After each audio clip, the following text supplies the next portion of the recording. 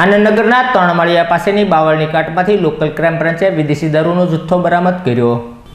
Local crime બ્રાન્ચની ટીમને બાતમી મળી હતી કે આનંદનગરના તણમાળિયા પાસેની બાવળની કાટમાં શૈલેષભાઈ સુરેશભાઈ રાઠોડ દ્વારા વિદેશી દારૂ રાખવામાં આવ્યો છે, જેનું વેચાણ કરે છે। જે બાતમીના આધારે એલસીબીની ટીમે દોડી જઈ વિદેશી દારૂનો જથ્થો બરામદ કર્યો હતો, જ્યારે આરોપી શૈલેષભાઈ સુરેશભાઈ રાઠોડ હાજર નહીં મળી આવતા તેની વિરુદ્ધ ગુનો નોંધી ઝડપી લેવા ચક્રો ગતિમાન કર્યા હતા।